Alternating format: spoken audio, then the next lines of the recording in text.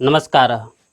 मैं डॉक्टर राजकुमार संस्कृत सौर्यम चैनल में आप सभी विद्वज्जन सभी छात्र छात्राओं का स्वागत करता हूं। यदि आप मेरे चैनल पे पहली बार आए हैं तो मेरे चैनल को सब्सक्राइब लाइक कर लें, जिससे संस्कृत के सभी ग्रंथों का पंक्तिशः अध्ययन एवं विशिष्ट व्याख्यानों का आप श्रवण कर सकें, सुन सकें, उसका लाभ उठा सकें। संस्कृत के प्रचार प्रसार के लिए इस वीडियो को अधिक से अधिक आप शेयर करें, जिससे सभी संस्कृत अनुरागियों को इसका लाभ मिल सके। प्रातः स्मरणीय परम पूज्य गुरुजी का संस्कृत सौर्यम चैनल में हृदय से हार्दिक स्वागत एवं अभिनंदन करता हूँ। आइए गुरुजी के श्रीमुख से ग्रंथ का पंक्तिशः अध्ययन करें। धन्यवाद। वाचामगोचरमनेक गुणस्वरूपं वागीश विष्णुसुरसेवितपादपीठं वामेन विग्रहवरेण कलत्रवन्तं वाराणसी पुरपतिं भज विश्वनाथम।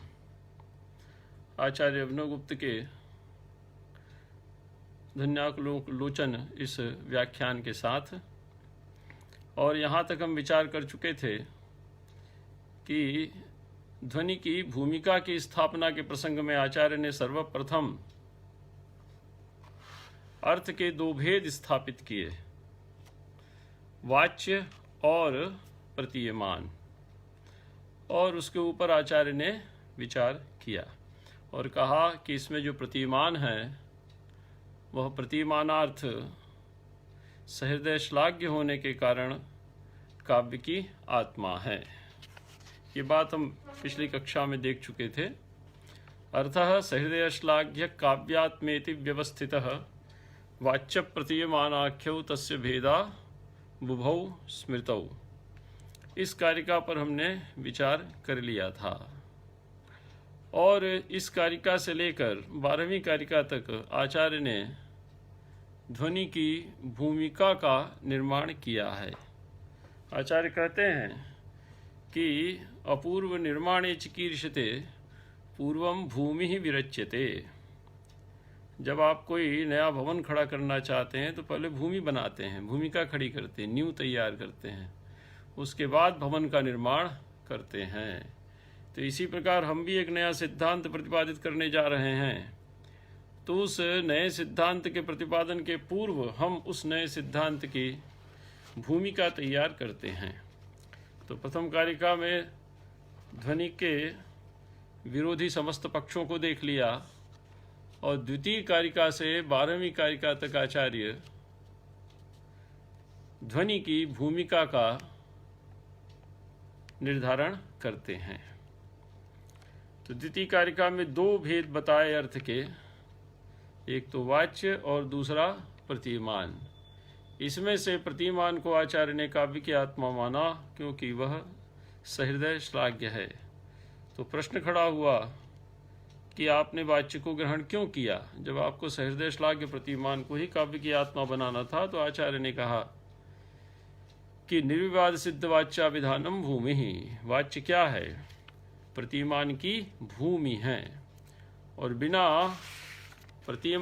वाच्य के प्रतीयमान का भवन आप खड़ा नहीं कर सकते। इसके बाद प्रतीयमान और वाच्य, इन दोनों को ही आप गुणालंकार के अंतर्भूत नहीं कर सकते, चारुत्व हेतु मानकर। इस पर भी आचार्य ने विस्तार के साथ विचार किया। यदि आप प्रतीयमान को चारुत्व हेतु मानकर गुण और अलंकार के अंतर्गत ले लेते हैं, गुण और अलंकार से व्यतिरिक्त नहीं मानते हैं, तो आपको प्रतीयमान के साथ स्थित वाच्य को भी गुणालंकार के अंतर्गत मानना पड़ेगा, जो संभव नहीं है, क्योंकि वाच्य क्या है? धर्मी है। दूसरा यह है कि वाच्य अलंकार्य है, और अलंकार्य कभी भी अलंकार नहीं होता, जैसे गुणी कभी भी गुण नहीं होता। इसीलिए एतदर्थमपि वाच्यांशोपक्षेपः, इसलिए भी हमने प्रतीयमान के साथ यद्यपि वाच्य भेद के रूप में उपस्थित जरूर है, उपस्थित होते हुए हमने वाच्यांश का उपक्षेप किया। उपक्षेप शब्द का अर्थ है त्याग किया। इसके बाद जो तीसरी कारिका है, उसमें आचार्य ने जो अर्थ के दो भेद किए थे, उनमें से प्रथम भेद का निरूपण करते हैं। प्रथम भेद है वाच्य, और द्वितीय भेद है प्रतिमान। तो तीसरी कारिका में वाच्य के स्वरूप का निर्धारण करेंगे और चौथी कारिका में आचार्य प्रतिमान के स्वरूप का निर्धारण करते हुए फिर उस पर विस्तार के साथ विचार करेंगे। तो देखिए वाच्य के विषय में आचार्य क्या कहते हैं। कारिका संख्या 2 प्रथम उद्योत ध्वन्यालोक की। तत्र वाच्य प्रसिद्धो यः प्रकारैरुपमादिभिः बहुधा व्याकृतस्योन्यैः काव्य लक्ष्म विधायिभिः। देखिए यहाँ पाठभेद मिलता है। तो चतुर्थ चरण है इस कारिका का। इसमें प्रसिद्ध पाठ है ततो नेह प्रतन्यते, ततो नेह प्रतन्यते। लेकिन कहीं कहीं आपको काव्य लक्ष्म विधायी भी पाठ भी मिलता है। कारिका है बहुधा व्याकृत सोन्यैः और फिर उसके बाद उसकी वृत्ति मिलती है काव्य लक्ष्म विधायी भी, और उसके बाद कारिका का चतुर्थ चरण मिलता है ततो नेह प्रतन्यते। यही प्रसिद्ध पाठ है, लेकिन कहीं कहीं काव्य लक्ष्म विधायी भी को कारिकांश मानकर ततो नेह प्रतन्यते को वृत्ति में रख लिया, लेकिन प्रसिद्ध पाठ है ततो नेह प्रतन्यते। अन्यैः से तात्पर्य है काव्य लक्ष्म विधायी भी। आदरणीय पूजनीय केदारनारायण जोशी जी उपस्थित हैं। मैं उनको प्रणाम निवेदन करता हूं और उनके आशीर्वाद की आकांक्षा करता हूं। तो आचार्य कहते हैं कि तत्र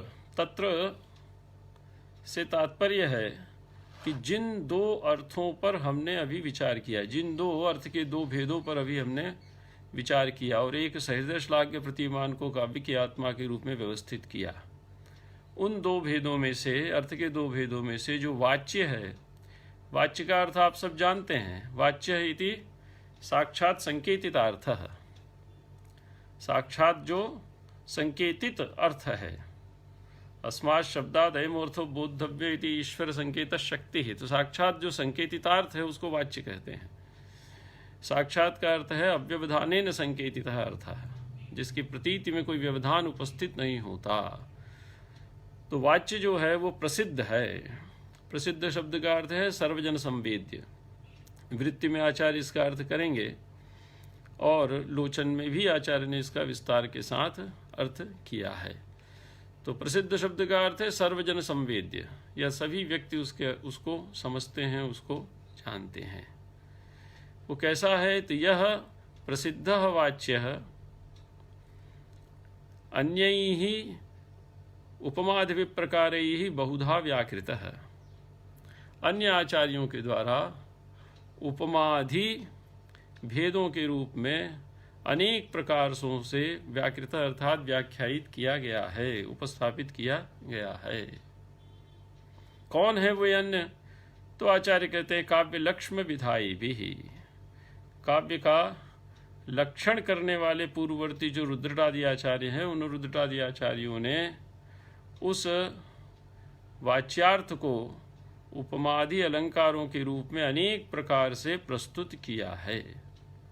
ततो नेह प्रतन्यते, इसीलिए हम उस वाच्यार्थ का यहाँ पर विस्तार पूर्वक प्रतिपादन नहीं करने जा रहे। ततः अर्थात तेन हेतुनः, तसिल प्रत्यय ततः तस्मात् हेतोः इह अर्थात अस्मिन् ग्रंथे, अस्मिन् ध्वन्यालोक नाम्नि ग्रंथे न प्रतन्यते तेषां वाच्यरूपेण प्रसिद्धानाम् उपमादीनाम् अलंकाराणाम् अत्र विस्तरेण निरूपणं न विधीयते।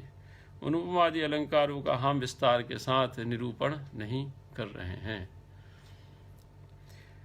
तो ये कारिका का अन्वय इस प्रकार से आप लगा लीजिए कि तत्र अर्थात तयोर द्वयोरेव अर्थयोर मध्ये यह प्रसिद्धः वाच्यः, प्रसिद्धः वाच्यार्थः वर्तते, सः अन्यैः काव्यलक्ष्म विधायिभिः आचार्यैः उपमादि प्रकारैः बहुधा व्याकृतः। उसको अन्य काव्य लक्षण का विचार करने वाले आचार्यों के द्वारा उपमादि भेदों के रूप में अनेक प्रकार से, बहुधा धाल प्रत्यय प्रकारार्थे, अनेक प्रकार से उसका व्याख्यान किया जा चुका है। अब काव्य लक्षण विधायी भी वृत्ति में है तो इसको छोड़ भी सकते हैं। तो अन्यैः आचार्यैः उपमादि प्रकारैः बहुधा व्याकृतः। तो अन्यैः अर्थात पूर्ववर्तिभिः रुद्रटादिभिः आचार्यैः, इसीलिए ततः तेनैव हेतुना इह अर्थात् अस्मिन् ग्रन्थे अस्माभिः तस्य विस्तरेण निरूपणं न विधीयते। वृत्ति में आचार्य कहते हैं ततो नेह प्रतन्यते केवलम अनूद्यते पुनर्यथोपयोगम इति। यथोपयोगम जहाँ जहाँ आवश्यकता पड़ेगी, जहाँ जहाँ हम उसकी अपेक्षा पड़ेगी, वहाँ वहाँ हम उसका केवल अनुवाद कर देंगे। अनूद्यते अर्थात उल्लिख्यते, केवल उसका अनुवाद कर देंगे, उसका विस्तार के साथ हम निरूपण नहीं करेंगे। ये वृत्ति में आचार्य ने कहा। अब इसका लोचन देखिए। लोचन में आचार्य कहते हैं कि तत्रेति द्वैंशत्वे सत्यपीत्यर्थः, दो अंश माने थे। किसके? अर्थ के। एक तो वाच्य और दूसरा प्रतिमान। ये आचार्य ने इसके पहले वाली कारिका में कहा है। तो तत्र अर्थात अर्थस्य द्वैंशत्वे सत्यपि, अर्थ के दो अंश उपस्थित होने पर भी जो वाच्य है वो प्रसिद्ध है। तो प्रसिद्ध के लिए आचार्य कहते हैं वनिता वदनोद्यानेन्दुदयादिर्लौकिक एवेत्यर्थः।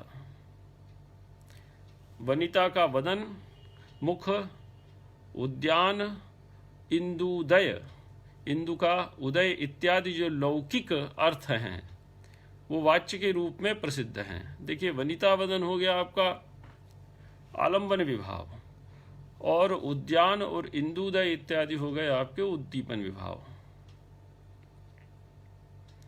ये क्या है? लौकिक एवेत्यर्थः। ये जो लौकिक अर्थ हैं ये प्रसिद्ध हैं। लौकिक के तात्पर्य है लोक्यते असौ इति लोकः, और लोके विदितः प्रसिद्धः हितो वा इति लौकिकः। लोक शब्द से ठह पत्ते कर दीजिए तो लौकिक बनता है। तो लोक्यते असौ इति लौकिक, लोकः जो सबको दिखाई दे रहा है, जो सबके सम्मुख उपस्थित है, और लोके विदितः प्रसिद्धो हितो वा इति लौकिकः। लोक में जो प्रसिद्ध है उसको लौकिक कहा जाता है। तो द्वैंशत्ये सत्यपीत्यर्थ, इसके विषय में हमने आपको बता दिया कि द्वौ भेदौ अंशौ इत्युक्तम। पूर्ववर्ती कारिका में आचार्य ने कहा था कि अर्थ के दो भेद हैं। देखिए, अंश शब्द का दो बार उल्लेख आया है। एक तो आचार्य भट्टनायक को पूर्व पक्ष में जब रखा था अभिनवगुप्त पादाचार्य ने, तो वहाँ पर काव्यंशत्वम न रूपता, यहाँ भी अंश शब्द आया था। वहाँ अंश शब्द का अर्थ है अंग और रूपता का अर्थ है अंगी। और इसके बाद पुनः दूसरी कारिका में आया था दो भेदौ अंशौ इत्युक्तम। तो इसको अंश जो दो भेद हैं उसी से लीजिएगा।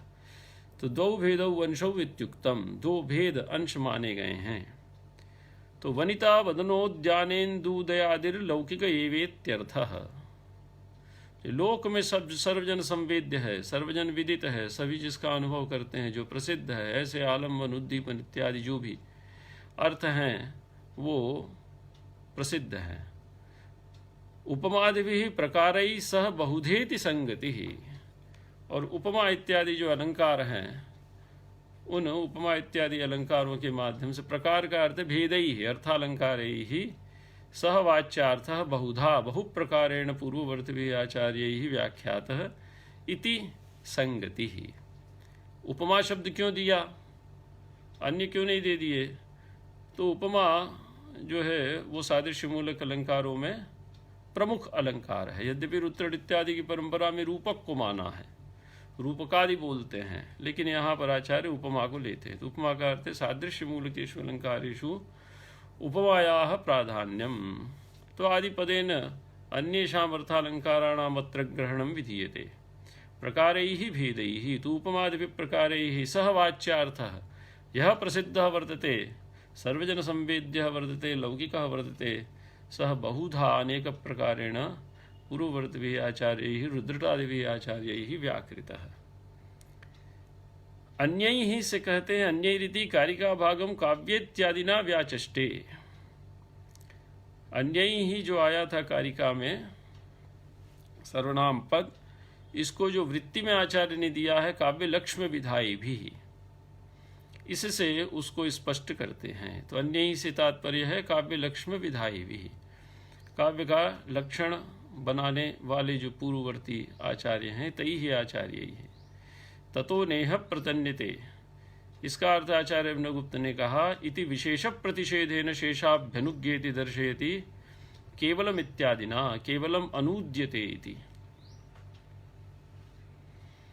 देखिए, इति विशेष प्रतिषेधेन शेषाभ्यनुज्ञेति दर्शयति, एक का निषेध कर दिया। तो निषेध किसका कर रहे हैं? यहाँ पर वाच्य का निषेध कर रहे हैं। तो वाच्यस्य निषेधो अत्र विधीयते ततो नेह प्रतन्यते, तत्र कः हेतुः पूर्ववर्तिभिः प्रतिपादितत्वात्, पूर्ववर्तिभिः आचार्यों के द्वारा विस्तरेण बहुधा तस्य प्रतिपादनं विहितं पूर्वमेव, अतएव अत्र तस्य प्रतिपादन न विधीयते। इसलिए यहाँ हम उसका प्रतिपादन वाच्य का उपमादि रूप में जो उपस्थित वाच्य है उसका हम प्रतिपादन नहीं कर रहे हैं। तो विशेष प्रतिषेधेन अर्थात वाच्य प्रतिषेधेन शेषाभ्यनुज्ञेति, अर्थात यह प्रतीयमानार्थः तस्य अभ्यनुज्ञा अर्थात तस्य इदानीं तावत् प्रतिपादनम् अस्माभिर् विधीयते, ये आचार्य ने यहाँ पर कहा। और केवलम इत्यादिना, इसको यहाँ पर आचार्य ने प्रस्तुत किया है। अब देखिए, आचार्य रेवा प्रसाद द्विवेदी जी ने, पूज्य पिताजी ने जब काव्यालंकार कारिका की रचना की तो उन्होंने आचार्य आनंदवर्धन और आचार्य अभिनवगुप्त के इस तर्क को अमान्य कर दिया। उन्होंने कहा कि उपमादयः या अर्थालंकाराः वर्तन्ते ते क्वचिदपि वाच्याः न भवन्ति, वो वाच्य नहीं होते। तर्क क्या दिया? तो वहाँ उन्होंने कहा कि ये सब वाक्यार्थ रूप होते हैं और वाक्यार्थ कभी भी वाच्य नहीं होता। आचार्य मम्मट ने कहा है, विशेष वपुः अपदार्थो भी वाक्यार्थ समुल्लसति इति। विशेष वपुः अर्थात वो किसी पद का अर्थ नहीं होता है, और अपदार्थो भी वाक्यार्थ, तो वाक्यार्थ हमेशा अपदार्थ होता है, विशेष वपु होता है। ऐसे ही ये जितने भी उपमादि अलंकार हैं, ये सभी उपमादि अलंकार वाक्यार्थ रूप हैं। तो वाक्यार्थ रूपत्वात् एते क्वचिदपि वाच्याः न भवन्ति, ये कभी भी वाच्य नहीं होते, इनकी प्रतीति होती है। अब आप कहें कि इव शब्द से इनका वाच्य हो गया, जैसे उपमा को आपने इव से वाच्य कर दिया, लेकिन जो सादृश्य है, जो प्रतीत हो रहा है सादृश्य, मुख और चंद्रमा के बीच में सौंदर्य रूपी आह्लाद रूपी जो प्रतीति हो रही है, वो प्रतीति तो कभी भी वाच्य नहीं होती। जो उसका परिणाम है, जो उस उपमा इत्यादि के प्रयोग से होने वाला जो परिणाम है, वो कभी भी वाच्य नहीं। तो ये सर्वे भी वाक्यार्थ रूपत्वात् क्वचिदपि वाच्याः न भवन्ति, एक नई स्थापना है, इसको भी आप ध्यान में रखें और काव्यालंकार कारिका से और इस बात को स्पष्ट करें। तो ये नई बातें भी हमारे साथ उपस्थित होती चली आ रही हैं। इसके बाद आप देखें, आचार्य ने प्रतीयमान अर्थ को लिया। तो प्रतीयमान अर्थ में इन्होंने एक दृष्टांत दिया है लावण्य का, उसको आप पकड़िएगा। तो प्रतीयमानम पुनरन्यदेव वस्तुस्तिमाणीषु महाकवीनाम यत्तत् प्रसिद्धा वैवातिरिक्तम विभाति लावण्य विवांगनाशु। देखिए, इसमें दो क्रियापद हैं। पूर्वार्ध में है अस्ति क्रियापद और उत्तरार्ध में है विभाति क्रियापद। तो इन दोनों क्रियापदों का अन्वय हमें देखना है। और विभाति क्रियापद जो है वो प्रतीयमान की उपस्थिति का हेतु बनता है, क्योंकि प्रतीयमान है, क्योंकि उसका भान होता है, उसकी प्रतीति होती है, भासमानत्वात्। ये आगे जाके कहेंगे आचार्य अभिनवगुप्त। तो प्रतीयमान है क्योंकि उसकी हमें प्रतीति होती है, इसीलिए यहाँ पर आचार्य ने विभाति क्रियापद को दिया। विभाति का अर्थ है अनुभूयते, भासते, प्रतीयते। तो पहले आप पूर्वार्ध को लीजिए। तो प्रतीयमानम अस्ति, प्रतीयमान है। तो कीदृशम अस्ति, तो अन्यत एव वस्तु अस्ति। और उसके पहले आचार्य लगाया पुनः। तो पुनः क्यों लगाया? क्योंकि दो अर्थ माने थे इन्होंने, शब्द के दो अर्थ माने थे, एक वाच्य माना था और दूसरा प्रतीयमान माना था। तो जब वाच्य के स्वरूप को प्रस्तुत कर दिया और समस्त अर्थालंकारों को वाच्य की कोटि में डाल दिया, तो तो वाच्य की कोटि में डाल देने से सभी अर्थालंकार तिरस्कृत हो गए इनकी दृष्टि में। वो उतने अधिक चमत्कारकारी या ग्राह्य नहीं हैं जितना प्रतिमान चमत्कारकारी या ग्राह्य है। तो इनका देखिए भूमिका बना रहे हैं। तो वाच्य निर्विवाद सिद्ध वाच्या विधानम भूमि ही, वाच्य निर्विवाद अवश्य इनको ग्रहण करना है। वाच्य के बिना आप प्रतिमान को ले नहीं सकते। तो जब वाच्य अपरिहार्य है तो अपरिहार्य होने के कारण वाच्य भी प्रधान हो गया। तो इन्होंने कहा ऐसा नहीं है, वाच्य के ऊपर हम प्रतिमान का भवन खड़ा कर रहे हैं। तो वाच्य क्या कर दिया, तो वाच्य को जितने भी अर्थालंकार हैं उन सभी को इन्होंने वाच्य की कोटि में डालकर उनको अप्रधान सिद्ध कर दिया। यही बात आगे आएगी उपसर्जनी की स्वार्थौ के प्रसंग में।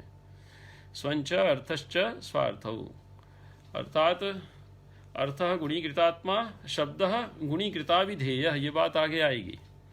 तो जब शब्द गुणीकृताभिधेय हो गया तो शब्द के आश्रित रहने वाले शब्दालंकार, और अर्थ गुणीकृतात्मा हो गया तो अर्थ के आश्रित रहने वाले अर्थालंकार अपने आप में अप्रधान हो जाएंगे। तो अप्रधान हो जाएंगे तो प्रतिमान या जो ध्वनि है वो अपने आप ऊपर उठाएगा।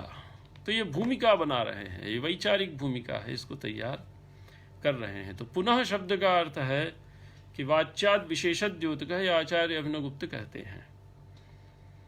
क्या है वो, तो वस्तु अस्ति प्रतीयमानम अन्यत एव वस्तु अस्ति। कुत्र अस्ति, तो वाणीषु, केशाम महाकवीनाम, ये च महाकवयः वर्तन्ते, तेषाम वाणीषु, उनकी वाणियों में। तो वस्तु शब्द नित्य नपुंसकलिंग है, इसीलिए उसके लिए इन्होंने जो पद प्रयोग किया उसके पहले अन्यत वस्तु अस्ति, अन्यत वस्तु अस्ति, अन्य वस्तु है। तो अन्य यदि आप मान रहे हैं तो निश्चित है कि उसकी अन्यता किसी के सापेक्ष है।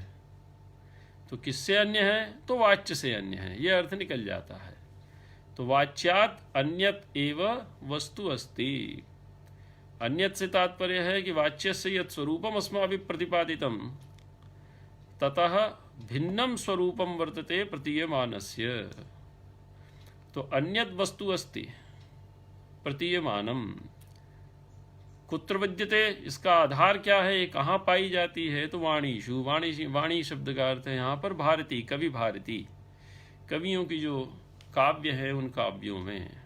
और कवि भी कैसे, साधारण कवि नहीं, द्वित्राह पंचशावा महाकवि, ये आगे इन्होंने कहा है, 2 या 3 या 5 या 6 महाकवि। तो महाकवीनाम वाणीषु, साधारण कवियों की वाणी में नहीं, अभी तो महाकवियों की वाणी में वह प्रतिमान वाच्य से भिन्न वस्तु के रूप में उपस्थित पाया जाता है। और एव लगा दिया, अन्यत एव अस्ति, अर्थात किसी भी प्रकार से आप इसको वाच्य के समकक्ष उपस्थित नहीं कर सकते, ये वाच्य से हर स्थिति में भिन्न है, अवधारण कर दिया। और फिर उत्तरार्ध में कहते हैं यत तत्, यत अन्यद वस्तु अस्ति तत्प्रतीयमानम प्रसिद्धावयवातिरिक्तम विभाति। तो प्रसिद्धाः ये अवयवाः तेभ्यः अतिरिक्तम, अतिरिक्तम अर्थात भिन्नम। तो प्रसिद्ध जो कविता के अवयव हैं उन अवयवों से ये अतिरिक्त अर्थात भिन्न होकर विभाति अर्थात शोभते, राजते, सुशोभित होता है। तो दूसरी क्रिया आई विभाति। और यत तत्, इन दोनों सर्वनामों को आचार्य ने एक साथ रखा है। तो इसका भी क्या वैलक्षण्य है, इसको आचार्य अभिनवगुप्त ने आगे स्पष्ट किया है अपने लोचन में। तो यत तत्, तो यत को जोड़ लीजिए, यत वस्तुरस्ति, जो वस्तु है, तत् वस्तु प्रसिद्धावयवातिरिक्तम विभाति। तो कथम विभाति, तो अंगनासु लावण्यम इव, तो एक उपमा लगा दी, उसमें एक दृष्टांत दे दिया। तो अंगनाओं में, अंगना शब्द का अर्थ है प्रशस्त अंगों वाली स्त्री, युवती। तो अंगनाओं में जैसे लावण्य प्रसिद्धावयवातिरिक्तम विभाति, तथैव महाकवीनां वाणीषु प्रतीयमानम अन्यद वस्तु अस्ति एवंच प्रसिद्धावयवातिरिक्तम विभाति। तो प्रसिद्धावयवातिरिक्तम को आप लावण्यम के साथ भी जोड़ सकते हैं और प्रसिद्धावयवातिरिक्तम को प्रतीयमानम के साथ भी जोड़ लीजिए। तो अंगनासु लावण्यम यथा प्रसिद्धावयवातिरिक्तम विभाति, सुंदर स्त्रियों में जो लावण्य है, सौंदर्य है, सभी अंगों से अभिव्यंजित होने वाला जो सौंदर्य है, वो सौंदर्य उसके जो प्रसिद्ध अवयव हैं, उसके जो प्रसिद्ध अंग हैं, उन अंगों से अवयव प्रसिद्धेभ्य अवयवेभ्य अतिरिक्तम भिन्नम विभाति शोभते। तथैव महाकवीनां वाणीषु प्रतीयमानं प्रसिद्धावयवातिरिक्तम विभाति। तो अंगनाओं के अवयव तो प्रसिद्ध हैं, वो तो समझ में आते हैं। तो कविता के अवयव क्या हुए? तो कविता के अवयव हुए शब्दार्थ शरीरम तावत् काव्यम, तत्र शब्दगताः चारुत्व हेतवः, अनुप्रासादयः अर्थगताश्चारुत्व हेतवः, उपमादयः, ये पहले आचार्य कह चुके हैं। तो शब्दार्थ शरीरम तावत् काव्यम, यहाँ से आप उन अर्थों को ले लीजिए। तो कविता के जो प्रसिद्ध अवयव हैं, प्रसिद्ध से तात्पर्य है सर्वजन संवेद्य, सर्वजन विदित या लौकिक, जो प्रसिद्ध अवयव हैं उनसे अतिरिक्त होकर विभाजित होता है। अब देखिए, वाच्य को इन्होंने आधार बनाया और वाच्य के बिना प्रतिमान का भवन नहीं खड़ा किया जा सकता, और वाच्य की कोटि में इन्होंने सभी अलंकारों को डाल दिया। तो इनका ये कहना है कि प्रतिमान यद्यपि इन अलंकारों से अभिव्यंजित होता है, अर्थात ये सभी अलंकार जितने भी ये प्रसिद्ध अवयव हैं कविता के, ये सब के सब प्रतिमान की प्रतीति में साधन बनते हैं। ये साध्य नहीं है। साध्य क्या है? प्रतीयमान है। जैसे अंगनाओं के शरीर में समस्त अवयवों में व्याप्त होने वाला सौंदर्य मिलकर लावण्य के रूप में प्रतिभादित होता है। प्रत्येक अंग में पृथक रूप से सौंदर्य विद्यमान है, लेकिन जो मिश्रित सम्मिलित सौंदर्य है उस अंगना के शरीर में, वही सौंदर्य लावण्य के रूप में प्रतीत होता है और वही व्यक्ति को आकर्षित करता है। किसी एक अंग विशेष में व्याप्त होने वाला सौंदर्य आकर्षित नहीं करता। इसी प्रकार कविता के समस्त अवयवों में व्याप्त होकर रहने वाला सौंदर्य उस प्रतीयमान की अभिव्यंजना में सहायक बनता है, लेकिन वे सभी अंग उस प्रतीयमान से भिन्न होते हैं, या वह प्रतीयमान उन सभी अंगों से भिन्न होता है। तो अभिव्यंजित तो होता है वो अंगों से, लेकिन अंगों से वो भिन्न होता है। तो जितने भी अवयव हैं कविता के, वो सभी के सभी अवयव उस प्रतीयमान की प्रतीति में सहायक बनते हैं।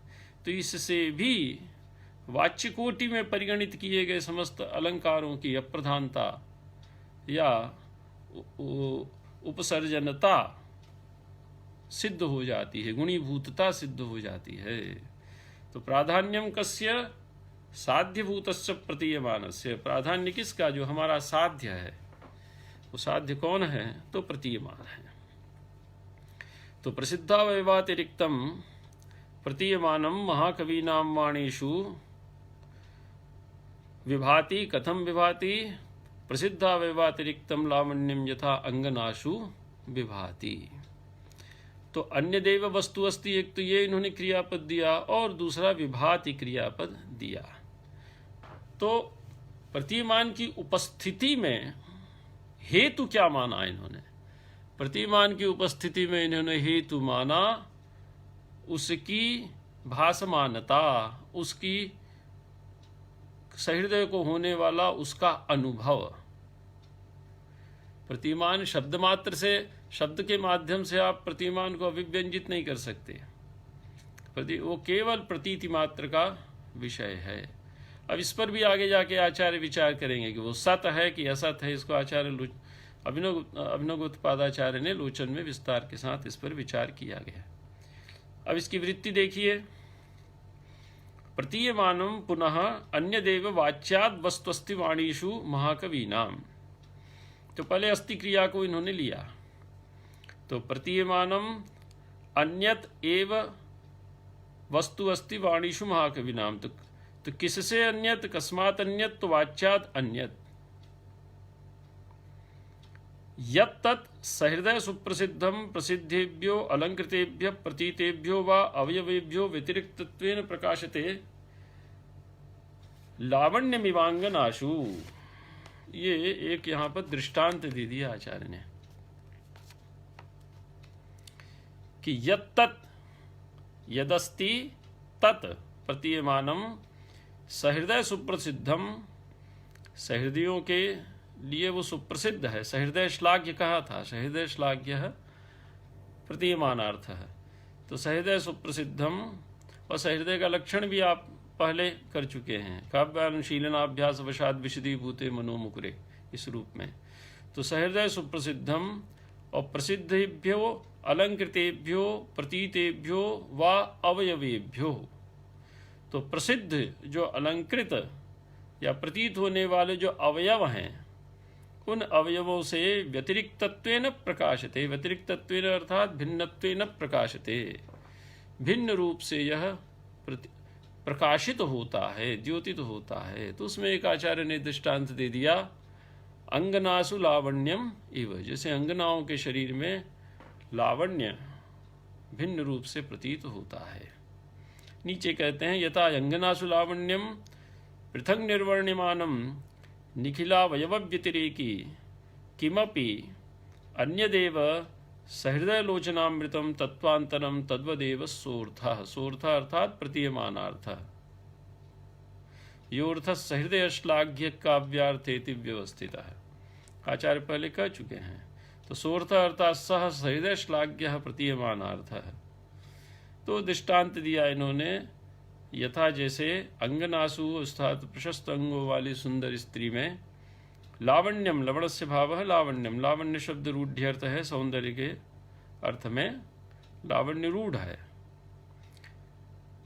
पृथक निर्वर्ण्यमानम, पृथक निर्वर्ण्यमानम अर्थात प्रतीत होता हुआ, निखिलावयव व्यतिरेकी, तो जो उसके समस्त अवयव हैं, निखिलेभ्यो अवयवेभ्यो व्यतिरिक्तत्वेन निर्वर्ण्यमानम, अर्थात अंगना के शरीर के समस्त अवयवों से भिन्न रूप से प्रतीत होता हुआ, किमपि अन्यदेव, कुछ अलग ही प्रकार का, किमपि अर्थात भासमानत्वेन प्रतीयमानम, अन्यदेव सहृदय लोचनामृतम तत्वांतरम, अन्यदेव अर्थात अवयवेभ्यो अन्यदेव लावण्यम, नायिका के अवयवों से भिन्न जो लावण्य है वो सहृदय लोचनामृतम, सहृदयों को, नेत्रों को आनंद प्रदान, अमृत शब्द का अर्थ है यहाँ पर आनंद प्रदान करने वाला, उनको प्रसन्नता प्रदान करने वाला, आह्लाद प्रदान करने वाला। तत्वांतरम, अन्यत तत्वम तत्वांतरम,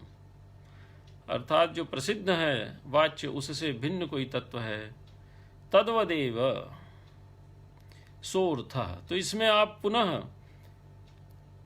महाकवियों की वाणी का अन्वय कर सकते हैं। तद्वदेव महाकवीनां वाणीषु प्रतीयमानं पृथक् निर्वर्ण्यमानं निखिलावयवव्यतिरेकी किमप्यन्यदेव सहृदयलोचनामृतं तत्वांतरम प्रतिभाति। ये आप बना सकते हैं। तद्वदेव, वैसे ही अंगनासु की जगह रख दीजिए महाकवीनां वाणीषु, लावण्यम की जगह रख दीजिए प्रतीयमानम, बस इतना ही अंतर करना है।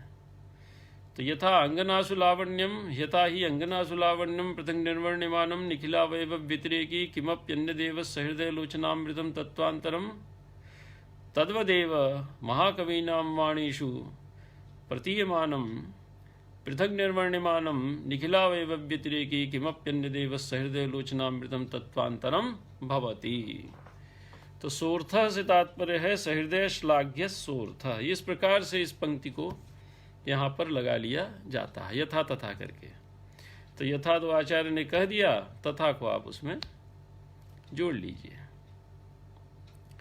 अब इसमें लोचन में क्या विचार किया गया है, इसको और हम लोग संक्षेप में देख लेते हैं। लोचन में आचार्य ने बहुत सी बातें कही हैं, तो एक एक शब्द पर विचार करते हैं आचार्य। तो क्या कहा, पुनः। पुनः का अर्थ क्या है, शब्दों वाच्याद विशेषद्योतकः। हमने अभी तीसरी कारिका में वाच्य का लक्षण किया और समस्त अर्थालंकारों को वाच्य कोटि में हमने डाल दिया। तो पुनः शब्दों वाच्याद विशेषद्योतकः, पुनः शब्द जो आचार्य ने कहा है प्रतिमान के विषय में, वह वाच्य से प्रतिमान के विशेष अर्थात भेद को द्योतित करता है। यदि दोनों एक रूप होते तो अन्य कारिका बनाने की आवश्यकता क्या थी? एक ही कारिका से दोनों गतार्थ हो जाते। तो क्या नहीं, एक कारिका से दोनों गतार्थ नहीं हो जाते? दोनों अर्थ रूप हैं, उभाव भी अर्थ रूप हो, दोनों अर्थ रूप हैं, वाच्य भी अर्थ है, प्रतिमान भी अर्थ रूप है, लेकिन दोनों के स्वरूप में भेद है। तो कहा तद व्यतिरिक्तम सारभूतम चेत्यर्थः। तो तत्पद से क्या लेंगे? यत्तत् में जो तत्पद है उसमें तत्पद से लेंगे तत्तु व्यतिरिक्तम वर्तते। कस्मात् व्यतिरिक्तम? वाच्यात् व्यतिरिक्तम भिन्नम, वाच्य से व्यतिरिक्त है, भिन्न है। और कैसा है? सारभूतम वर्तते, और सारभूत है, अर्थात उसी की उपस्थिति से कविता में काव्यत्व आता है, सारता आती है, तत्व का आधान किया जाता है। उसके अभाव में कविता में सारता नहीं आती। तो तत्प्रतीयमानम कीदृशम वर्तते व्यतिरिक्तम वर्तते, अर्थात प्रसिद्धेभ्यो अवयवेभ्यो उपमादिभ्यो व्यतिरिक्तम भिन्नम वर्तते, एवंच कवितायाः सारभूतम तत्वम वर्तते, वो कविता का सारभूत तत्व होता है। ये इसका अर्थ हुआ। फिर कहा कि महाकवि नाम वाणीषु, ऐसा क्यों कहा आचार्य ने? तो महाकवि शब्द में जो बहुवचन का प्रयोग किया है, उस बहुवचन के प्रयोग के विषय में आचार्य कहते हैं कि बहुवचनम अशेष विषय व्यापकत्वम आह। बहुवचन से ये अशेष विषय अर्थात महाकवियों के द्वारा उपस्थापित किए जाने वाले जितने भी विषय हैं, उन सभी विषयों में इसकी उपस्थिति रहती है, या सभी महाकवियों की वाणी में यह समान रूप से उपस्थित दिखलाई देता है। अशेष विषय व्यापकत्वम आह।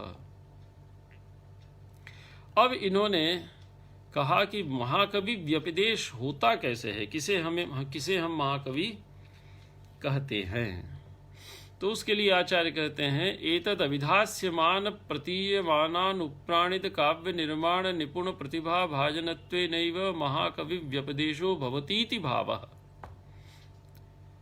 किसी को यदि महाकवि व्यपदेशः, यदि महाकवि इस संज्ञा को, व्यपदेश संज्ञा को यदि किसी को प्राप्त करना है तो उसको क्या करना होगा? उसकी प्रतिभा में किस प्रकार का क्या प्रकाश हो, उसमें किस प्रकार की प्रतिभा की पात्रता हो, तो ये बताते हैं। तो अभिधास्यमान प्रतीयमानानुप्राणित काव्य निर्माण निपुण प्रतिभा भाजनत्वेन। अभिधास्यमान मतलब आगे कहे जाने वाले, प्रतीयमान अर्थ से अनुप्राणित जो काव्य, उसका निर्माण और उसका निर्माण करने में निपुण जो प्रतिभा, उस प्रतिभा का भाजन जो होता है अर्थात पात्र जो होता है, वही महाकवि कहलाने का अधिकारी होता है। तो अभिधास्यमान प्रतीयमान से अनुप्राणित यत् काव्य निर्मिति काव्य निर्माणम, तो काव्य निर्माणे निपुणा या प्रतिभा तया प्रतिभया युक्तः भाजनत्वेन, अर्थात उस प्रतिभा का जो पात्र होता है वही वस्तुतः महाकवि व्यपदेशो भवति, उसी को हम महाकवि कह सकते हैं। तो प्रतिभा भाजनत्वेन महाकवि व्यपदेशो भवति, ऐसी प्रतिभा जिसमें होती है, जो प्रतीयमानार्थ को निपुणता पूर्वक उपस्थित करने की योग्यता रखती है, ऐसी प्रतिभा से युक्त कवि को ही हम महाकवि कहते हैं। तो अभी इसके पहले भी कहा है रामायण महाभारत प्रभृतिनि लक्ष्येतु परीक्षमाणे, ये पहले भी आचार्य कह चुके हैं। ये वहाँ पर भाव है महाकवि नाम वाणीषु का। दूसरा इन्होंने कहा कि यदि एवं विधम अस्ति तद भाति, और जो ऐसा होता है, ऐसा से तात्पर्य क्या है? वाच्याद व्यतिरिक्तम भवति सारभूतंच भवति। आचार्य अभिनव गुप्त कह रहे हैं कि यत् एवं विधम अस्ति, एवं विधम का अर्थ कहते यत् प्रतीयमानम एवं विधम, अर्थात वाच्याद व्यतिरिक्तम। दो शर्त हैं कि वाच्य से व्यतिरिक्त होना चाहिए और वही सारभूत होता है। तद भाति, वही सुशोभित होता, वही भाति अर्थात प्रतीत होता है, भासित होता है, कवियों के द्वारा, सहृदयों के द्वारा उसी का अनुभव किया जाता है। नहीं अत्यंता सतो भानमुपपन्नम, अत्यंत जो असत पदार्थ है, जैसे खरगोश के सींग या आकाश कुसुम, त्रैकाली का भाव है इनका। तो जो अत्यंत असत पदार्थ हैं, अत्यंत अविद्यमान पदार्थ हैं, उनका भानम न उपपन्नम, उनकी प्रतीति नहीं होती। तो प्रतीयमान की उपस्थिति में कारण माना इन्होंने प्रतीयमान की सहृदयों के द्वारा भासमानता को, इसीलिए विभाति क्रियापद का प्रयोग यहाँ पर आचार्य ने किया कि जो अत्यंत असत होता है, अत्यंत ही असत होता है, तस्य असतः भानम न उपपन्नम, उस असत पदार्थ का, विद्यमान पदार्थ का, जिसका त्रैकालिक अभाव होता है, ऐसे पदार्थ की प्रतीति कभी नहीं होती। जैसे रजताद्यपि नात्यंतम असत भाति, जैसे शुक्तौ रजतम कह दिया, तो शुक्ति में रजत की प्रतीति, तो रजत तो वहाँ है नहीं, असत्य है, अविद्यमान है।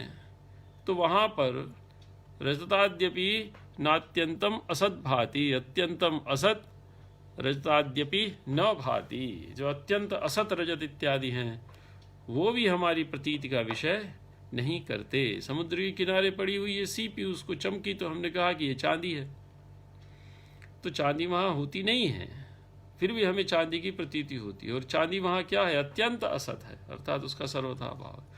तो जो वस्तु संसार में अत्यंत असत है, शशसिंहवत, आकाश कुसुमवत, उसकी प्रतीति नहीं होती। लेकिन चूंकि प्रतीयमान की प्रतीति हो रही है, वो सहृदयों के द्वारा भासित हो रहा है, सहृदय उसका अनुभव करके आनंद प्राप्त कर रहे हैं, अतएव प्रतीयमान है। तो भासमानत्वम प्रतीयमानस्य उपस्थितौ हेतु। तो प्रतीयमान को सत सिद्ध करना यहाँ पर आचार्य का उद्देश्य है। उसमें ये हेतु देते हैं भासमानत्वात्, प्रतीयमानम सत भासमानत्वात्। और कहा कि ठीक है, तो कोई उदाहरण दीजिए। तो उसमें आचार्य ने उदाहरण दे दिया लावण्य विमांगन आशु। वहाँ पर आचार्य ने उदाहरण क्या दे दिया कि जैसे अंगनाओं में लावण्य, तो प्रतीयमानम सत भासमानत्वात् लावण्य विमांगन आशु, ये उदाहरण बन गया। ऐसे अनुमान की प्रक्रिया को आप पकड़ लीजिए। फिर कहते हैं कि तेन, इसलिए यद भाति तदस्ति, जो आपकी प्रतीति का विषय बन रहा है, जो आपके अनुभव में आ रहा है, तदस्ति तथेत्युक्तम भवति, इसलिए वह है और वह उस प्रकार से उपस्थित दिखलाई देता है।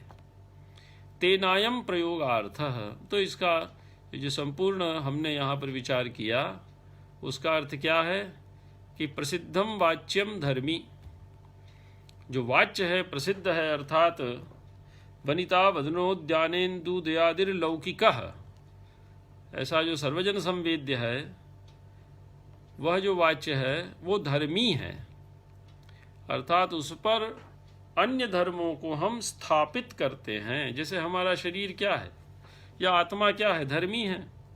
आत्मा को धर्मी इसलिए मानते हैं कि शरीर का महत्व भी आत्मा के कारण ही है। जब तक जीवित है तभी तक हमारी गति है। लेकिन इन शरीर पर धारण किए जाने वाले जितने भी अलंकरण हैं, वो सभी के सभी अलंकरण धर्मी को अलंकृत करते हैं। अर्थात उपस्कार किसमें आता है, परिष्कार किसमें होता है? तो अंगों के माध्यम से हमारी आत्मा में एक उत्साह उत्पन्न होता है, उच्चता हमारी आत्मा में आती है। वैसे ही यत् प्रसिद्धम वाच्यम वर्तते तत्तु धर्मी, प्रतीयमानेन व्यतिरिक्तेन तदवत् तथा भासमानत्वात् लावण्योपेतांगनांगवत्।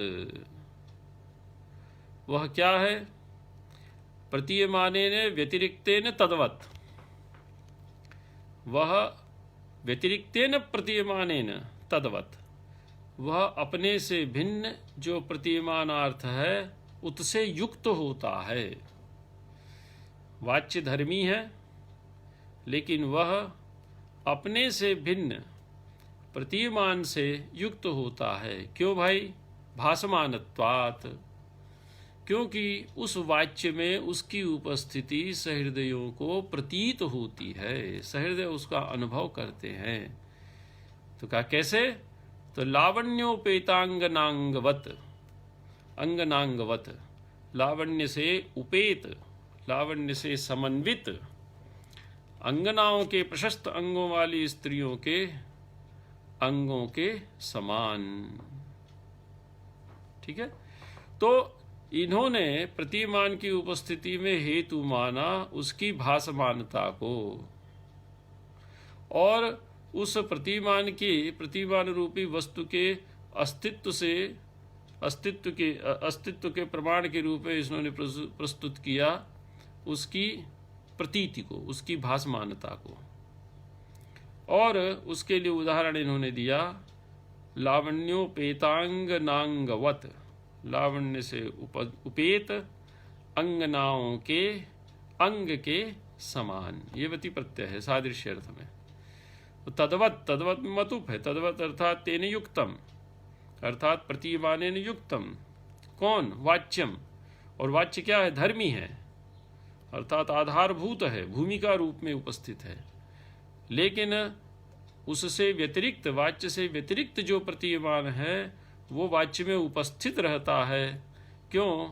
कि वह वाच्य में वाच्य से व्यतिरिक्त होकर उपस्थित होता हुआ दिखाई देता है। वैसे ही जैसे कि अंगनाओं के अंगों में लावण्य हमको उपस्थित होता हुआ दिखलाई देता है। तो इसमें कुछ नहीं है, केवल आपको ये पकड़ना है कि प्रतीयमान सत है। क्यों? भासमानत्वात्। दृष्टांत क्या है? लावण्य मिवांगनाशु, जैसे अंगनाओं के शरीर में लावण्य। तो दृष्टांत दीजिए, बिना दृष्टांत के प्रतिज्ञा है तो उदाहरण उपनय निगमन, तो बिना दृष्टांत के तो हमारा काम चलेगा नहीं। तो इन्होंने दृष्टांत दे दिया। फिर कहते हैं कि प्रसिद्ध शब्दस्य सर्व प्रतीतत्वम अलंकृतत्वम चार्थः। जो प्रसिद्ध शब्द है उसका अर्थ है सर्व प्रतीतत्वम, सभी व्यक्तियों के लिए प्रतीत होता है, और अलंकृतत्वम, और जो अलंकृत है। प्रसिद्धावयवातिरिक्तम जो बताया, तो शब्दार्थ शरीरम तावत काव्यम, ये सब बातें ले लीजिए। तो सर्व प्रतीतत्वम, सभी को शब्द प्रतीत हो रहा है, वाच्यार्थ प्रतीत हो रहा है, और वे भी अलंकृत हो रहे हैं। शब्द को अलंकृत आप कर रहे हैं, अर्थ को अलंकृत कर रहे हैं। शब्द गुण भी हैं, अर्थ गुण भी हैं, और गुणों से अनतिरिक्त रीतियाँ और वृत्तियाँ भी हैं। यहाँ पर अनुप्रास जातयः वृत्तयः वर्तन्ते रीतयश्च गुणेभ्यः अनतिरिक्ताः। रीतियाँ क्या हैं? गुण। ये सब बातें पहले आचार्य कह चुके हैं। तो सर्व प्रतीतत्वम और अलंकृतत्वम चार्थः। प्रसिद्ध से क्या लेंगे? प्रसिद्धावयव। तो कविता के प्रसिद्धावयव क्या है? जो सभी के द्वारा प्रतीत होने वाले शब्दार्थ हैं, वाच्यवाचक, और उन वाच्यवाचक को अलंकृत करने वाले गुण और अलंकार हैं। अब विचार किया आचार्य अभिनवगुप्त ने यत्तद, इस दो सर्वनाम पदों को एकत्र उपस्थित करने पर। इसको आप अलग अलग भी रख सकते थे। यद अस्ति तद भाति, यत् प्रतीयमानम महाकवीनाम वाणीषु अन्यद वस्तु अस्ति तत् प्रतीयमानम प्रसिद्धावयवातिरिक्तम अंगनासु लावण्यम इव भाति। तो अंगनासु में सप्तमी विभक्ति है, और ऊपर वाणीषु में सप्तमी विभक्ति है, और प्रसिद्धावयवातिरिक्तम दोनों का विशेषण बन जाएगा। लावण्य का भी विशेषण बन जाएगा, और प्रतीयमानम का भी विशेषण बन जाएगा। ठीक है, चलिए। तो यत्तदिति सर्वनाम समुदाय चमत्कार सारता प्रकटीकरणार्थम।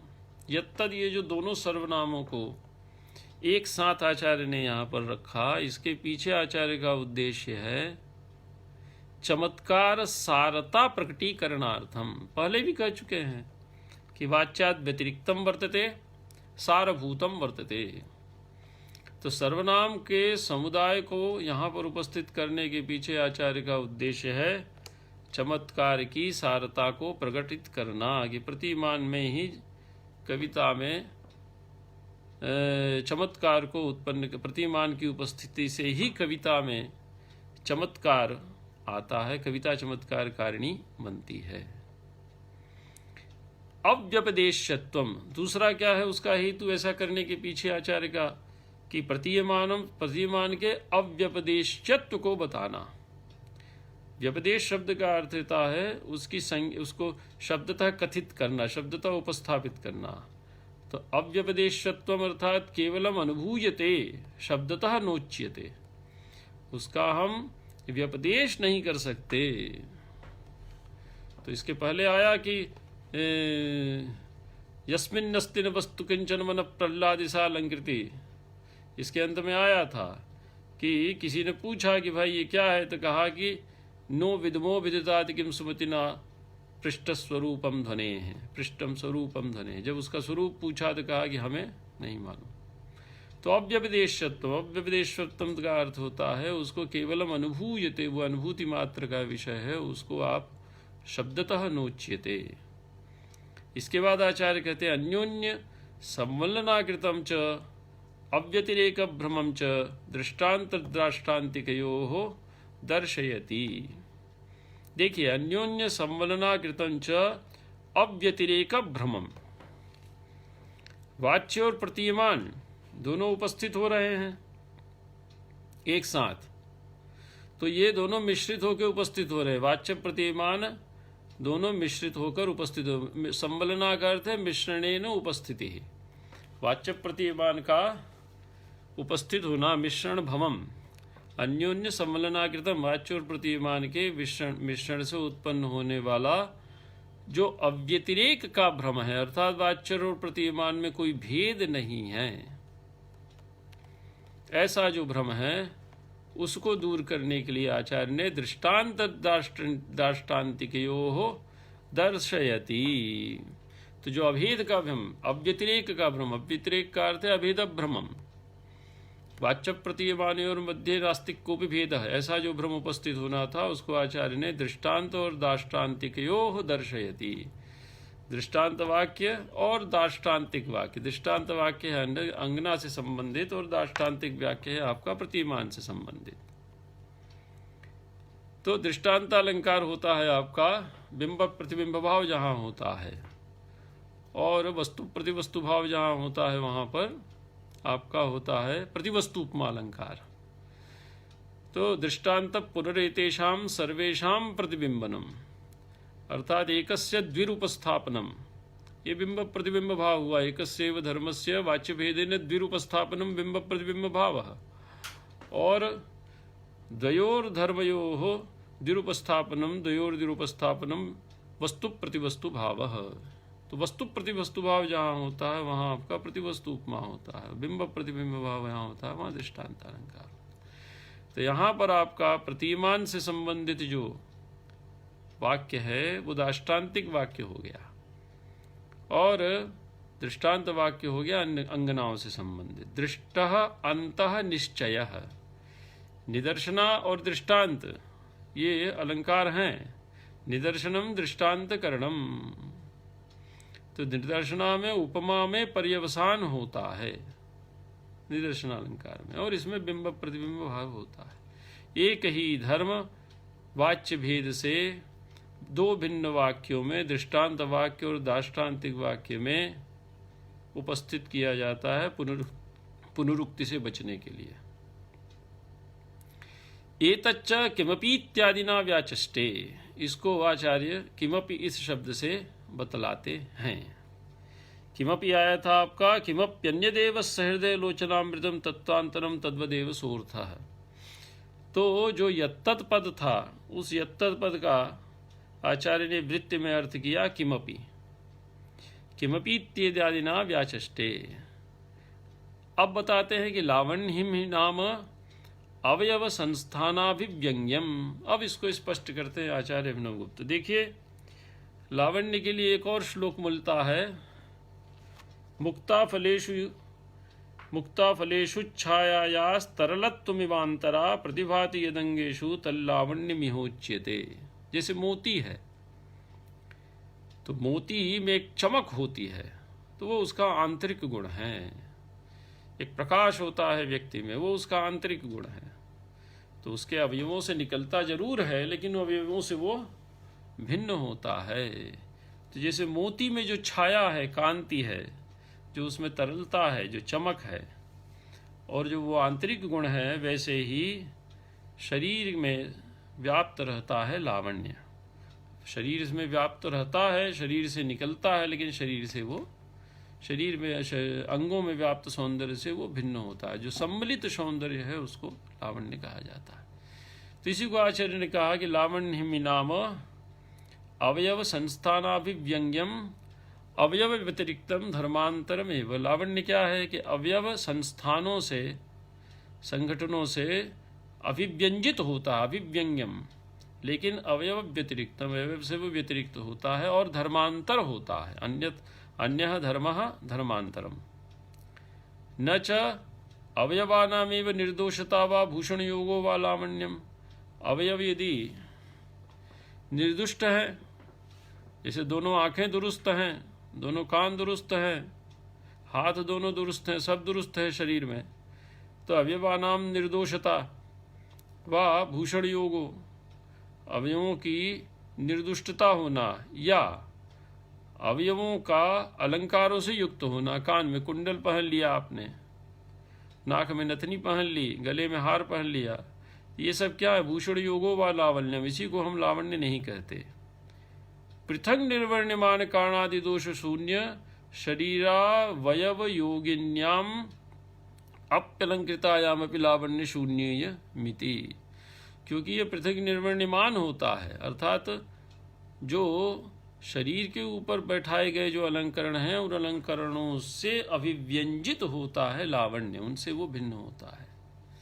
क्यों? क्योंकि कारणादि दोष शून्य शरीरावयव योगिन्याम अप्यलंकृतायामपि लावण्य शून्य मिति। कभी कभी कोई नायिका है, बड़ी सुंदर है, सभी शरीर के सभी अंग उसके दुरुस्त हैं, सुंदर हैं, व्यवस्थित हैं, स्वस्थ हैं, और उसने अच्छे अच्छे अलंकारों को भी पहन रखा है, लेकिन कभी उसमें लावण्य की प्रतीति नहीं भी होती है।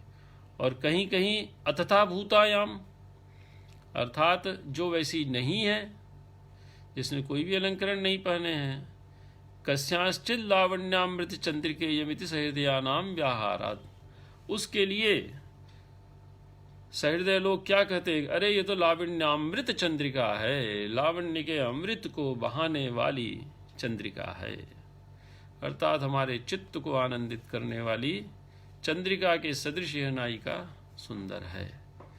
तो जरूरी नहीं है कि जो अलंकार हैं वो हमेशा लावण्य की प्रतीति कराएं। यदि वो हमेशा लावण्य की प्रतीति कराते तो ये दोनों प्रकार की नायिकाओं का भेद यहाँ पर जो उपस्थित किया है आचार्य ने, यह भेद सहृदयों के बीच में उपस्थित होता हुआ नहीं दिखलाई देता। कभी अत्यंत अलंकृत नायिका भी हमें लावण्य रहित प्रतीत होती है, कहीं अत्यंत अनलंकृत नायिका भी हमें लावण्य से युक्त प्रतीत होती है। तो यदि अलंकार ही लावण्य की प्रतीति के हेतु होते या अलंकार ही लावण्य के मापदंड होते, तो ऐसी स्थिति में अलंकारों की उपस्थिति लावण्य का कारण बन जाती। तो अलंकार इनसे भिन्न, लावण्य इनसे भिन्न है। वो सम्मिलित सौंदर्य है जो समस्त अंगों से अभिव्यंजित होने वाला है। इसीलिए आचार्य अंत में कहते हैं कि ननु लावण्यम तावत व्यतिरिक्तम प्रथितम। तो लावण्य क्या है? व्यतिरिक्त है। तो किससे व्यतिरिक्त है? तो अंगेभ्यः व्यतिरिक्तम। कविता के विषय में शब्दार्थ शरीरम तावत काव्यम, इसको ले लीजिए, और अंगना के विषय में आप उसके शरीर के अवयवों को ले लीजिए, अंगों को ले लीजिए। तो ननु लावण्यम तावत अंगेभ्यः व्यतिरिक्तम प्रथितम और प्रतीयमानम किम तदित्येव न जानीमः। ठीक है, लावण्य को हमने नायिका के अंगों से व्यतिरिक्त मान लिया। आपने ये दो दृष्टांत दिए, एक अलंकृत नायिका और अलंकृत नायिका के, तो ठीक है, इससे सिद्ध हो गया। लेकिन प्रतीयमानम किम तत् इत्येव न जानीमः, लेकिन प्रतीयमान क्या होता है हम नहीं जानते, हमको वो प्रतीत नहीं होता। आपने भासमानता को प्रतीयमान की उपस्थिति का हेतु माना, तो पूर्व पक्षी कह सकता है कि ठीक है, आपको प्रतीत हो रहा होगा, हमें नहीं प्रतीत होता। तो प्रतीयमानम किम तत् इत्येव न जानीमः, हम तो नहीं जानते कि प्रतीयमान क्या है। दूरे तु व्यतिरेक प्रथेति, अरे पहले प्रतीयमान उपस्थित तो हो, प्रतीयमान हमको प्रतीत तो हो, हमारी अनुभूति का विषय तो बने। जब वो हमारी अनुभूति का विषय ही नहीं बन रहा तो दूरे तु व्यतिरेक प्रथेति, तो उसका शरीर के अवयवों से भिन्न प्रमाणित किए जाने का जो आपका प्रयास है उसका तो प्रश्न ही नहीं उत्पन्न होता। तो तथा भासमानत्वम असिद्धो हेतुरित्याशंक, इसलिए जो भासमानत्व रूपी हेतु के आधार पर प्रतिमान को सत सिद्ध कर रहे थे वह भासमानत्व हेतु असिद्ध सिद्ध हो जाता है। असिद्ध का अर्थ क्या है? लक्ष्य में ही वह उपस्थित नहीं है, लक्ष्य मात्रा वृत्तित्वम असिद्ध है, वो उपस्थित ही नहीं है वहाँ पर। भासमानता को आपने प्रतिमान का की उपस्थिति का, उसके सत होने का हेतु माना। जब हमको वो प्रतीत ही नहीं हो रहा है, हमको वो भासित ही नहीं हो रहा है, तो ऐसी स्थिति में प्रतिमान की उपस्थिति ही संभव नहीं है। तो जब वो उपस्थित ही नहीं है तो वाच्य से उसकी भिन्नता को प्रमाणित करने का प्रश्न ही उपस्थित नहीं खड़ा होता। इस प्रकार से पूर्व पक्षी विचार करता हुआ प्रतीयमान को के लिए उपस्थित किए गए भासमानत्वम असिद्धो हेतु, भासमानता रूपी हेतु को असिद्ध सिद्ध कर सकता है। तो आचार्य कहते हैं कि सही अर्थ इत्यादि ना स्वरूपम तस्या विधत्ते। तो जो सोर्थः कहा था उसके माध्यम से आचार्य ने यहाँ पर उसके स्वरूप का अभिधान किया था। सोर्थस तद्व्यक्ति सामर्थ्य योगी शब्दश्चिकत, ये भी आगे आएगा इसमें। तो सही अर्थ इत्यादि ना स्वरूपम तस्या विधत्ते, तो यहाँ जो वृत्ति के अर्थ में आचार्य ने कहा था सोर्थः सहृदय श्लाघ्य, उसके द्वारा उसके स्वरूप को आचार्य प्रतिपादित करते हैं। सर्वेषु चेत्यादिना अव्यतिरेक प्रथाम साधयिष्यति, और सर्वेषु अर्थात जितने भी भेद हैं उस अव्यतिरेक प्रथा, जितने भी इसके भेद हैं उनमें यह वाच्य से भिन्न है। अव्यतिरेक प्रथाम साधयिष्यति, उससे भी भिन्न है, यह वहाँ पर सिद्ध करेंगे। तो इस प्रकार से इस कारिका में आचार्य ने प्रतिमान को वाच्य से भिन्न सिद्ध किया, और वही वस्तुतः काव्य का सारभूत तत्व है। तो दो उद्देश्य हैं इनका, इन कारिका में प्रतिमान को सत्सिद्ध करना, प्रतिमान को वाच्य से भिन्न सिद्ध करना, और प्रतिमान को सारभूत सिद्ध करना।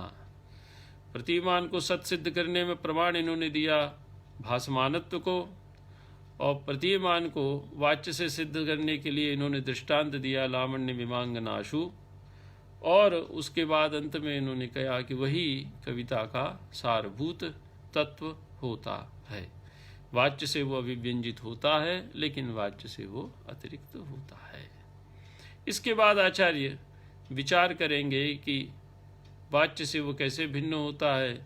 कहीं वाच्य आपका विधि रूप है तो प्रतिमान निषेध रूप है, कहीं वाच्य निषेध रूप है तो प्रतिमान विधि रूप है, कहीं वाच्य विधि रूप है तो अनुभय रूप है, प्रतिषेध रूप है तो अनुभय रूप है, और आश्रय भेद से। तो इस प्रकार से इन्होंने 2, 2, 4 और 1, 5 उदाहरण यहाँ पर प्रस्तुत किए हैं, और बीच में आचार्य भट्टनायक के कुछ पूर्व पक्ष को विचार किया है। तो इसको हम आगे अगली व्याख्यान में देखेंगे। तो यहाँ तक प्रतिमान की उपस्थिति को आचार्य ने सिद्ध कर दिया और उसकी वाच्य से व्यतिरिक्तता को प्रमाणित कर दिया।